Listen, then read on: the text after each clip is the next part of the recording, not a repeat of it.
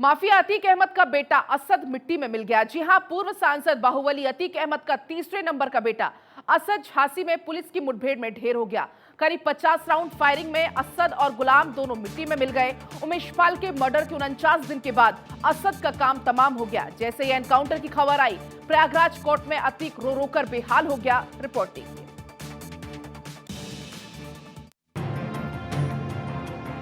24 फरवरी की शाम प्रयागराज गोलियों की तड़तड़ाहट से गूंज उठा। बमबाजी से धुआं धुआं हो गया। राजू पाल हत्याकांड के मुख्य गवाह और रिश्ते में राजू पाल के साले वकील उमेश पाल की उन्हीं के घर के पास हत्या कर दी गई। हत्याकांड का सीधा कनेक्शन अतीक अहमद से जुड़ा। अतीक का तीसरे नंबर का बेटा असद गोली चलाते हुए सीसीटीवी में नजर आया। एक एक करके कई खुलासे होते रहे तो असद अपने ठिकाने लगातार बदलता जा रहा था। असद भाग रहा था, ठिकाने बदल रहा था। बात सामने आई कि नेपाल में है, कहीं से इनपुट मिला कि गुजरात में है, लेकिन असद सबसे पहले भागकर लखनऊ आया और यहाँ वो एक सोसाइटी में अतीक के ही फ्लैट जिसका नंबर 202 था वहां रुका। लेकिन ज्यादा दिन तक यहाँ नहीं रहा और यहाँ से भागकर दिल्ली पहुंचा। दिल्ली में 3 लोगों की मदद से वो संगम विहार इलाके में 15 दिनों तक रहा। इसके बाद वो अपनी बुआ आयशा नूरी के घर पर मेरठ में रुका और मेरठ से मध्य प्रदेश भाग निकला और फिर एक प्लानिंग के तहत वो असद को खोने के बाद अतीक पूरी तरीके से टूट गया है। अब अतीक को अपने पूरे परिवार का डर सता रहा है। अतीक को खौफ है कि कहीं शाइस्ता का एनकाउंटर ढेर ना हो जाए। डर है कि कहीं बहन आयशा, भांजी उंजिला भी ढेर ना हो जाए। अतीक ने अदालत में अशरफ से भी कहा है कि अब परिवार को संभालो, मेरे कर्मों का फल मेरे परिवार को भोगना पड़ रहा है। रिपोर्ट आप देखिए। योगी ने अपनी कसम को पूरा करते हुए अतीक के पूरे साम्राज्य को ध्वस्त कर दिया है। अतीक रहम की भीख मांग रहा है। जो कभी किसी के सामने नहीं झुका वो आज गिड़गिड़ा रहा है। अतीक ने अपने कर्मों की वजह से अपने बेटे को भी खो दिया। असद अतीक अहमद का सबसे दुलारा बेटा था। असद खुद को छोटे सांसद जी कहलवाना पसंद करता था। बचपन से असद को माफिया राज और गुंडई भाने लगी। उसका रोल मॉडल अतीक अहमद ही था। बचपन में ही असद का गोली चलाते हुए वीडियो भी हाल ही में सबके सामने आया था, जो ये बताता है कि असद को रंगबाजी भाने लगी थी। कट्टों से खेलना उसका शौक था, असलहे उसकी मोहब्बत बन चुके थे। असद लंदन जाकर पढ़ाई करना चाहता था, लेकिन अतीक के क्रिमिनल करियर की वजह से असद को वीजा नहीं मिला, तो असद ने भी प्रयागराज में ही अपनी बादशाहत कायम करने का इरादा कर लिया। इसीलिए अतीक अहमद उमेश पाल के मर्डर से असद को लॉन्च करना चाहता था। उसने किया भी वही, लेकिन इस बार नतीजा अतीक को बर्बाद करने वाला था। जैसे ही असद के एनकाउंटर की खबर आई, योगी जो ठान लेते हैं उससे करके ही दम लेते हैं। सदन में सीएम ने शपथ ली थी कि माफियाओं को मिट्टी में मिला देंगे और अब योगी ने अतीक को रगड़ रगड़ कर मिट्टी में मिला दिया। योगी की कसम है कि वो माफिया राज को यूपी से पूरे तरीके से खत्म कर देंगे। बीते 6 साल में योगी ने कई मौके पर इसका प्रमाण दिया। यूपी में गुंडई नहीं चलेगी किसी की, और अपने इसी प्रण को पूरा करते हुए सीएम योगी की पुलिस ने असद को मिटा दिया। रिपोर्ट देखिए। योगी ने सीएम बनते ही ऐलान किया था कि अपराधी या तो यूपी छोड़ दे या फिर उनके इलाज की पूरी व्यवस्था कर देगी सरकार। योगी ने अपनी कसम को पूरा करते हुए आज अतीक अहमद की वो हालत कर दी है कि वो सिर्फ रो रहा है। यूपी में योगी का बुलडोजर और एनकाउंटर मॉडल हिट हो चुका है। अपराधियों में योगी का खौफ जबरदस्त है और अब असद के एनकाउंटर के बाद तो अपराधी थर थर कांप रहे हैं।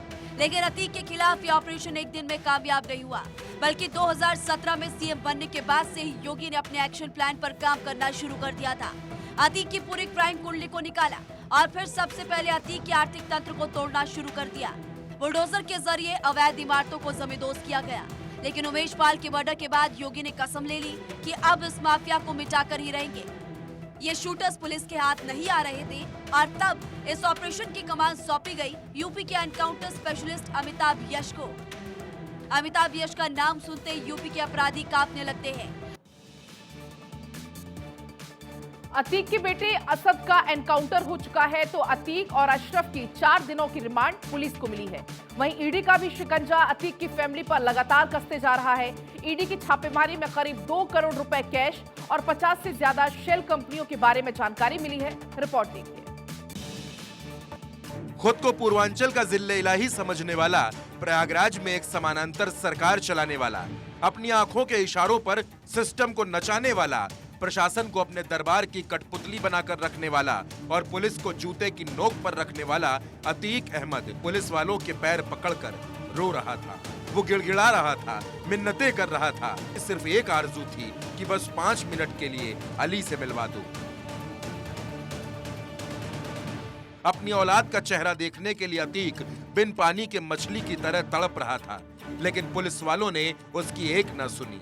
पुलिस वालों के मुताबिक वो सो भी नहीं रहा था, बस करवटें बदल रहा था। चारों ओर पुलिस का घेरा था और घेरे के पार वकीलों की नारेबाजी।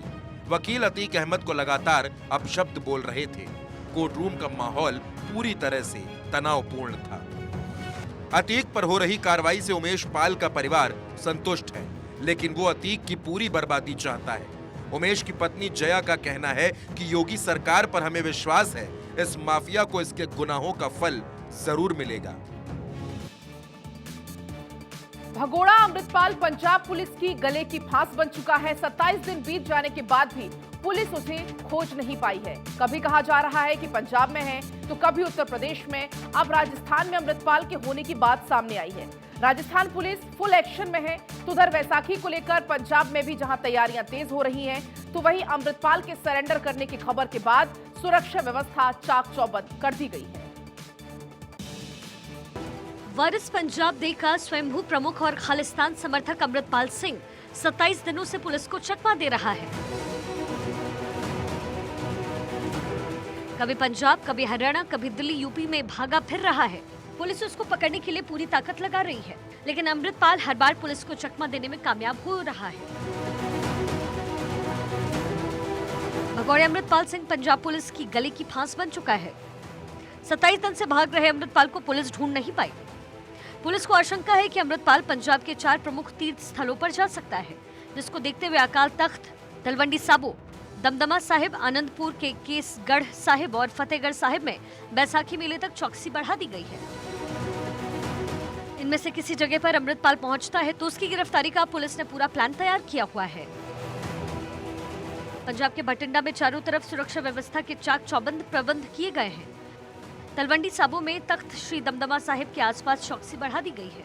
बैरिकेड लगाकर चेकिंग की जा रही है। समाजवादी पार्टी ने गोरखपुर से मेयर पद के लिए एक्ट्रेस काजल निषाद को अपना प्रत्याशी बनाया है। हालांकि काजल पहले भी 2 बार विधानसभा चुनाव लड़कर हार चुकी हैं। काजल भोजपुरी फिल्मों की एक्ट्रेस हैं। रिपोर्ट देखिए। यूपी में निकाय चुनाव का मैदान सज गया है। 2 चरण में निकाय चुनाव होने हैं। पहले चरण के लिए 4 मई और दूसरे चरण के लिए 11 मई को वोटिंग होगी। निकाय चुनाव के लिए सपा ने पहले चरण के लिए 8 महापौर प्रत्याशियों के नाम का ऐलान बुधवार को कर दिया। इसमें लखनऊ, गोरखपुर, इलाहाबाद, झांसी, मेरठ, शाहजहांपुर, फिरोजाबाद और अयोध्या शामिल है। सपा के इस सूची में 2 नाम बेहद खास हैं। पहला नाम है काजल निषाद का। काजल निषाद को गोरखपुर से प्रत्याशी बनाया गया है। आरक्षण सूची में गोरखपुर की सीट सामान्य है। ऐसे में अखिलेश ने निषाद वोट बैंक और पिछड़ा कार्ड खेलते हुए महिला प्रत्याशी को मैदान में उतार दिया है। काजल निषाद भोजपुरी फिल्मों की अभिनेत्री हैं। विधानसभा चुनाव 2012 में काजल कांग्रेस के टिकट पर गोरखपुर ग्रामीण से लड़ी थी, पर हार गई। वहीं 2022 के विधानसभा चुनाव में सपा ने काजल को कैपियरगंज विधानसभा सीट से प्रत्याशी बनाकर मैदान में उतारा है। मेरठ से सपा ने सरधना से विधायक अतुल प्रधान की पत्नी सीमा प्रधान को महापौर का टिकट दिया है। इसके अलावा सपा ने लखनऊ। भारत ने ब्रिटेन में बैठे खालिस्तान समर्थक की आजादी और उनके द्वारा किए जा रहे कामों को लेकर ब्रिटिश अधिकारियों के सामने कड़ी आपत्ति दर्ज की है। भारत ने कहा है कि ब्रिटेन में बैठे खालिस्तान समर्थक तत्व भारत में आतंकवादी गतिविधियों को बढ़ावा दे रहे हैं, इसलिए उन पर लगाम लगाना जरूरी है। ब्रिटेन लगातार भारत के दुश्मनों का गढ़ बनता जा रहा है। 1947 में हिंदुस्तान को तोड़ने वाला ब्रिटेन हर उस ताकत को शरण देते हुए दिख रहा है जो कि भारत के खिलाफ हो। बोलने की आजादी के नाम पर ब्रिटेन खालिस्तानी विचारधारा को शरण दे रहा है, जो लगातार भारत के खिलाफ पाकिस्तान के इशारे पर काम करते दिखते हैं। अमृतपाल सिंह के खिलाफ जब कार्रवाई शुरू हुई तो ब्रिटेन में खालिस्तानी समर्थकों ने भारत के खिलाफ उत्पात मचाया। यानी ब्रिटेन में भारत विरोधी गतिविधियां जारी है, जिस पर भारत ने सख्त ऐतराज जताया है। भारत ने ब्रिटेन में बैठे खालिस्तानी समर्थक की आजादी और उनकी तरफ से किए जा रहे कामों को लेकर ब्रिटिश अधिकारियों के सामने कड़ी आपत्ति दर्ज करवाई है। भारत ने ये बात नई दिल्ली में आयोजित 5वें भारत यूके होम अफेयर्स की बैठक के दौरान कही। भारत ने लंदन स्थित भारतीय उच्चायोग की सुरक्षा में खालिस्तानी समर्थकों की तरफ से सेंध लगाने पर गहरी चिंता जताई है। पिछले काफी दिनों से देखा जा रहा है कि ब्रिटेन भारत विरोध की धरती बन चुका है। आए दिन वहां पर भारत के खिलाफ प्रदर्शन देखने को मिल रहा है और हाल में भारतीय उच्चायोग पर खालिस्तानी समर्थकों ने विरोध प्रदर्शन भी किया था। योगी सरकार एक बड़ा फैसला लेने जा रही है। दरअसल प्रदेश के कॉलेज में गलवान में हुए टकराव को पाठ्यक्रम में शामिल करने की योजना पर विचार चल रहा है। इसके पीछे सरकार की मंशा साफ है कि छात्रों को भारतीय जवानों की शौर्य गाथा से परिचित कराया जा सके। रिपोर्ट 15 जून 2020 ये तारीख इतिहास के पन्नों में दर्ज हो गई है। ये वही तारीख है जब गलवान घाटी में हिंसक झड़प हुई। चीन ने कायराना तरीके से भारतीय जवानों पर हमला किया, जिसमें 20 जवान शहीद हो गए। लेकिन निहत्थे भारतीय जवानों ने भी चीनी सेना के सामने घुटने नहीं टेके।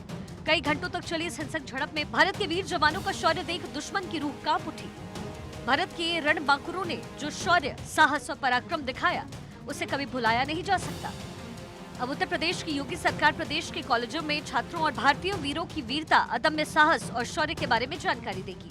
यानी गलवान घाटी के रणबांकुरों के शौर्य, साहस और पराक्रम से छात्रों को परिचित कराया जाएगा। सभी यूनिवर्सिटी में रक्षा अध्ययन के पाठ्यक्रम में जल्द ही 2020 का गलवान घाटी गतिरोध सहित तमाम लड़ाइयों में भारतीय सैनिकों की वीरता को प्रदर्शित करने वाले अध्याय शामिल होंगे। इसमें महाभारत काल से शुरू होने वाले ऐतिहासिक युद्ध भी शामिल होंगे। बदलावों को पेश करने के लिए शिक्षाविदों, सैन्य विज्ञान और विशेषज्ञों और राजनीतिक हस्तियों का एक थिंक टैंक केंद्रीय और राज्य के विश्वविद्यालय में पढ़ाए जा रहे इतिहास और सैन्य विज्ञान पर फिर से विचार करने की आवश्यकता पर मंथन कर रहा है। अमेरिका के फ्लोरिडा में बारिश और बाढ़ ने कहर ढाया है। बाढ़ का पानी सड़कों तक आ पहुंचा है। कुदरत के सामने सुपर पावर बौना साबित हो रहा है। 2 करोड़ की आबादी वाला राज्य बेबस हो गया है। लोगों का जीवन पूरी तरीके से अस्त व्यस्त हो गया है। गाड़ियां सड़क पर तैरती हुई नजर आ रही हैं। इलाके में लगातार बारिश हो रही है और इसकी वजह से लोगों का घर से बाहर निकलना भी मुश्किल हो गया है। रोजमर्रा के कामों में काफी दिक्कत आ रही है। इंसानों के साथ साथ जानवर भी भारी बारिश की चपेट में आ चुके हैं। फ्लोरिडा में बारिश के कहर को देखते हुए इमरजेंसी भी घोषित कर दी गई है। शहर में करीब 16 इंच बारिश हुई, जिससे हालात बिगड़ते नजर आ रहे हैं। तो आप तस्वीरें देखिए, सड़कों पर पानी भर चुका है और इसके चलते आम जनजीवन काफी प्रभावित हो चुका है। आसमानी आफत के चलते लोग घर में कैद होने को मजबूर हो गए हैं। सड़कों पर पानी भर चुका है। हर तरफ सिर्फ और सिर्फ आपको पानी नजर आएगा। ना सिर्फ इंसान बल्कि मूक बधिर जानवरों को भी इस आसमानी आफत के चलते काफी परेशानी का सामना करना पड़ रहा है। सड़कों पर पानी भर गया, काफी जनजीवन भी इससे प्रभावित हो गया।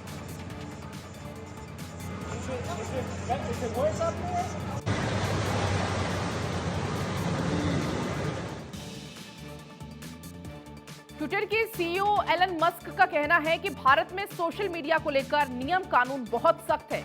विदेशी मीडिया को दिए इंटरव्यू में मस्क ने कहा है कि वो अपने लोगों को जेल भेजने की बजाय भारत के कानूनों का पालन करेंगे। यानी मस्क को लग गया है कि भारत में कारोबार करना है तो कानून का पालन तो करना होगा। एलोन मस्क दुनिया के सबसे अमीर कारोबारी, जिनका कारोबार जमीन से लेकर आसमान तक फैला हुआ है, जो अपने अनोखे फैसले के लिए विख्यात हैं, अब उनको भारतीय कानून सताने लगा है। अब भारतीय कानून का पालन करने की बात वो कहने लगे हैं। विदेशी मीडिया से अमेरिकी बिजनेसमैन और ट्विटर के सीईओ एलोन मस्क ने कहा, भारत में बहुत सख्त सोशल मीडिया कानून है। अगर ये कानूनों का पालन करने या जेल जाने के बीच एक विकल्प है तो मैं जेल जाने के बजाय कानूनों का पालन करना पसंद करूंगा। एलोन मस्क का ये जवाब बीबीसी के विवादास्पद डॉक्यूमेंट्री से संबंधित लिंक को हटाए जाने पर आया। दरअसल कुछ महीने पहले बीबीसी ने एजेंडा पत्रकारिता करते हुए विवादित डॉक्यूमेंट्री जारी की। भारत के साथ साथ दुनिया भर के प्रवासी भारतीयों के बीच तूफान खड़ा कर दिया। डॉक्यूमेंट्री की संवेदनशीलता को देखते हुए भारत सरकार ने इसे सोशल मीडिया, ट्विटर सहित और देश में कहीं और दिखाए जाने पर प्रतिबंध लगा दिया। ट्विटर ने बीबीसी के विवादास्पद डॉक्यूमेंट्री से संबंधित लिंक को हटा दिया था और इसी पर सवाल किया गया तो एलोन मस्क ने साफ साफ कहा कि भारत के कानून का पालन करेंगे। सुशांत सिंह राजपूत की मौत के बाद लंबा ब्रेक लेकर रिया चक्रवर्ती ने फिर से वापसी की है। रिया ने कभी एमटीवी से अपने करियर की शुरुआत की थी, वहीं अब वो रोडीज सीजन 19 में जज बनकर एक बार फिर से अपनी नई पारी शुरू कर रही हैं। लेकिन इसी बीच सुशांत सिंह राजपूत की बहन प्रियंका सिंह ने एक ट्वीट किया। उन्होंने इस ट्वीट में रिया पर गंभीर आरोप लगाए हैं। इसके चलते आपको बता दें, चर्चाओं का बाजार एक बार फिर गर्म हो गया। रिपोर्ट देखिए। सुशांत सिंह राजपूत इस दुनिया में नहीं और ये दुख आज भी लोगों की आंखें नम कर देता है।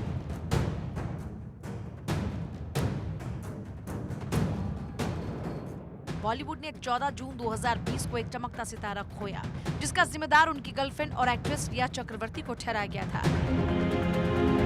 सुशांत के परिवार ने रिया पर उन्हें मानसिक रूप से परेशान करने, पैसे के लिए उनका शोषण करने और उनकी मौत में भूमिका निभाने के आरोप लगाए थे,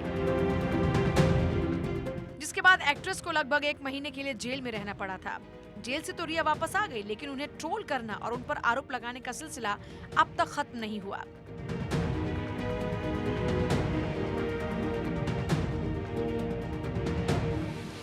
दरअसल बॉलीवुड अभिनेत्री रिया चक्रवर्ती ने रोडीज के 19वें सीजन में वापसी की है। पिछले दिनों एक वीडियो शेयर कर रिया ने खुद इस बात की जानकारी दी और कहा कि आपको क्या लगा कि मैं वापस नहीं आऊंगी? डर जाऊंगी? डरने की बारी किसी और की है। इस वीडियो को शेयर करते ही रिया एक बार फिर निशाने पर आ गई।